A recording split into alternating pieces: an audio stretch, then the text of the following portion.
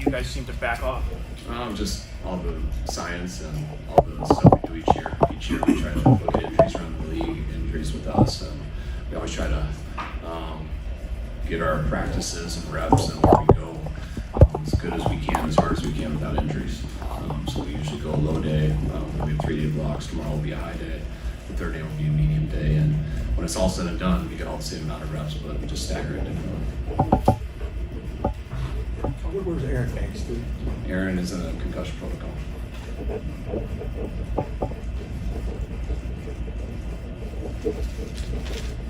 How about Greg Greenlaw? Greenlaw just had an off day. He had some shoulder strain, I think it's the right word. He's day to day. It was close to going today. Expect him out tomorrow. I know you like those pool practices, but do you kind of ramp up towards them? How do you view kind of the scheduling with those practices? The same. I mean, everything with us is a ramp up. Kind of, we stagger it up and down and up and down. But each 3 days it goes a little bit more, and we try to build to the top of the mountain, which is the top of our mountain is usually about 40 reps for the ones, and the top of the mountain is the exact date that's our first Raiders practice. So, you know, this will be our first time scrimmaging against guys the first week. We usually go the second week. But that Thursday is our day we're at the top of the mountain with a bunch of reps, and I'm excited it's going to be against another team instead of our own team. Did you tweak anything with practice today just because you were missing so many guys? No, it probably would have been harder if it was tomorrow. Today's such a small rep day. You're all right to get through it. Trey had a pick there, you know, in that last series. What did you see on that play? Just tried to throw it over the hooker, and the hooker got under it. So it's a high-low, and he was too deep, and he wanted a deep throw, and he's got to check it down. Kyle, Danny Gray made a couple plays today. What are you seeing from him in this camp so far? I think he's having a real good camp. You know, he put the work in phase 1, 2, and 3. Was able to get through OTAs, working hard and not having an injury. And he obviously spent the 40 days away well because he's catching the ball well. He's in real good shape, and he's been out there very consistently, and the ball came his way a little more today. Has Jordan Mason taken strides since his rookie year? Yeah, I thought Jordan had a great rookie year. Helped us out a lot. I think just understand the offense better as a whole, getting better in the pass game. I definitely need to say some strides. Where do you see Lock 2 and Willis as kind of rookie tight ends? Is it hard for them to jump out? Do you see them jump out? I think it's hard. I mean, everyone knows George, and then when you look at Charlie and Dwelly, I mean, they're as consistent with what they do, and they've been here for so long. And the tight ends are so much that go. We ask our tight ends probably to do more than any other position because how involved they are in the run game and the pass game, and those guys are getting thrown in it big. We just finished really our whole install, and hopefully it slows down a little bit for both of them as we get going here. Is tight end as hard a position to get a rookie reps on? Yeah, I believe so. I mean, just one, we got some depth at it, but I mean, they're getting the reps. But it's just all the stuff that takes a while to do. I mean, you can show up in one-on-ones and things like that, but we're trying to get them to play in our offense and learn how. And it's hard to go out there as a tight end in the pass game if you can't contribute in the run game. And so you got to work at both just as much. And those guys don't get a lot of that in college football. Chris Kasurk was telling us yesterday that what he's seeing from Javon Kinlaw right now is one of the most gratifying things he's seen since he's been here in terms of him stacking practices and looking healthy. What's been your observation on how he looks right now? Yeah, I mean, I agree. When you watch, every year we're really hoping Javon, I mean, since we took him, we know how talented he is, and every year we're hoping he can come back and have the health and play the way that we know he's capable. And every year it's just heartbreaking with how hard he's worked and what happens with him. And this year it's been so encouraging because it's the first year that he's gone from February all the way up to now with no setbacks. And for him to have the OTAs that he did and to bring it into now, it's you know how much it means to him, you know how much he's put into it, and probably as much as I've seen any player. And it's hard when you have those 3 years where you don't have good luck, and to see it, him having the results of the effort he's put in is you're really pulling the kid. When you go in and watch Brock now on film, is it in the back of your mind what he's coming back from, or is that completely off your mind and you're just evaluating him for what he is right now? Yeah, that's completely off my mind. I mean, he's healed, he's healthy. I mean, guys got to get in throwing shape and they got to play and stuff and get used to that. I mean, that takes time and stuff, but I mean, I'm not thinking about his injury anymore. You think he is? I mean, I think guys always do, but I mean, you don't step out there until you're healthy. So even when guys' knees and stuff are, I mean, they're healthy, they can go, and it takes a couple things for them to have the confidence. You have to ask Brock, but I don't quite think this injury is as much like that. Even just talking to other quarterbacks and stuff, it feels that way at the beginning. It feels that way for a few months, but once it heals, it's a pretty good track record with everyone on how healthy they are. You have to remind defensive guys, like we saw play a couple days ago, that don't hit him when he has the ball in his hand. I have to remind defensive guys that every single play on whoever's at quarterback from the whole career, and that will continue. But yeah, it is a lot more sensitive when you see it happen to a guy that ended his season that way last year. But I mean, that's all we talk about. I mean, that's what killed Trey his first 2 years, was hitting his finger on a helmet and breaking it, and messed him up for about a year and a half. So that's one of the biggest things that we emphasize every day in this room in team meetings is how to get better, but not hurt the quarterback. And I do look, that's my main reason I like those Guardian helmets, because when you hit your finger on those helmets, there's kind of a pillow on top, so that helps a lot.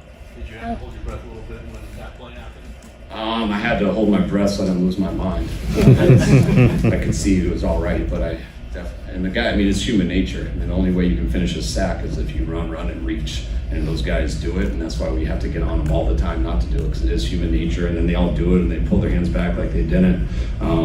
So it's why I used to get annoyed when coaches would make such a big deal about it when I was younger. It was like, chill out, man, just let them play football. It's not the end of the world.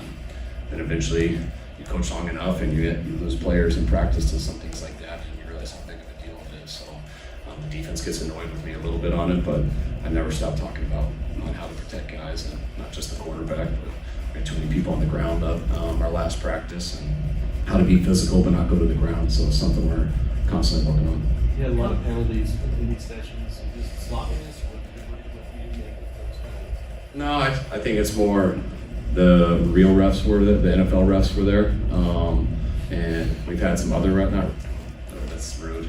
I didn't mean it that way. The refs that come here to work and prepare for other stuff that aren't the NFL refs, they don't throw as many flags, and I think sometimes our TVs get used to it, and so then the NFL refs were there, and they threw a lot of flags for in-man coverage and stuff, and so they got to back it up a little bit. But that's really part of camp. Kyle, how is Brock's progress knocking the rust off, getting back into it? Does he seem like he's back to where he was last season? I don't think anyone's back to where they were exactly last season. We're going through training camp. You know, a lot of guys had more practices than him, but we only had 6 in OTAs. But he'll get there. He's doing some good things. They're all doing some good, all doing some bad. So, but we're not worried about Brock. Brock's the real deal. He knows how to play, and we just got to have our team keep getting better, and we'll keep getting better as we go. Last training camp, you made a comment that you felt Cameron Thomas could just compete with the team. This training camp, there does seem to be a bit of a shift. What do you attribute that to? I don't know. Sometimes, I mean, the shift in, I think he's working harder. I think he attacked OTAs, phase 1, 2, and 3 a lot harder than he did the year before, which made him look so much further ahead in OTAs than he was the last 2 years. When he leaves for 40 days and he comes back and he looks a little bit better than he did in OTAs. So I think his mindset and everything has been great. I mean, over the history of my career, you look at a lot of people who play as a rookie. Sometimes it's default because of injuries and stuff, and you know, your whole life you don't know if you can play in the league, and then you get in there and human nature kind of eases up a little bit. And I've seen that more in people's second seasons than any season of my career, and I think that happened a little bit to Ambry. That's why he was a little bit on the outside looking in last year, but he ended up making it. He competed, and this year I think he learned what happened to him, and when you just watch out on the field, you can see his urgency and preparation is so much better. 2 more. Why not? Elijah, or maybe the trash man? Yeah. Okay. Yeah. I mean, obviously, his style is very physical, but also seems to invite injuries. Is there a balance he can strike now, entering his 3rd season? Or is it just like that's what makes you special, and maybe he builds up some sort of callous? No, I mean, we're trying to work everything with him. I mean, Elijah's extremely good back, and he's had some unfortunate things with injuries. He is a very physical runner, but you don't strain your abductor because you're running physically. So there's, you know, I think all of our runners are pretty physical. Sometimes that can happen, but you know, the bad injury last year, he had his foot on the ground and someone hit his knee. I think it was his MCL. So you can't change your style. It's also what makes him great. I I don't always think that's what's getting him hurt either. But he has had some muscle strains and stuff, and I think he got hurt on the exact same day last year in camp. It'll probably help him to be out here about a week and a half, most likely, but Elijah does everything right. He said it's been unfortunate with it, so hopefully we can find the secret remedy as we go. Last one. When you sign a guy of Hargrave's caliber, obviously, you know what you're getting as a player, but how much do you consider, what he can do in terms of unlocking other guys? Like the guy like Armstead, for example, 2019, we saw what he did with Buckner and those guys. How much is that a consideration? What can it do for a guy like Garrett to have? So much. I mean, for all four of them. I mean, the more guys that are there, the better. The less you can put on one person, the more space there is. I mean, when you just, what Nick does on the edge for guys having to kick out so far helps out the inside guys. There's two inside guys that have to get off that both these guys have, that Kinlaw's having, that the quickness Javon has. We got Javon and Javon, so it's really tough on me. But that's our whole goal. When you can't just do it with one, you can't usually do it with two. You got to have a lineup of them. They got to keep coming. They got to be in shape. They got to stay healthy. And we feel when we have that, we're pretty hard to beat. All right. How did the Kareem Abdul-Jabbar thing come about? Sorry. Harry Edwards brought him out. Okay. Which was unbelievably so cool. Just to see him out there, it wasn't hard to spot. He was definitely taller than everybody. But you get some legends around sometimes, and I mean, Kareem's a legend of legends, so that was cool. The legend that could come around here as players, that was pretty cool. Thank you. All right, guys. All right.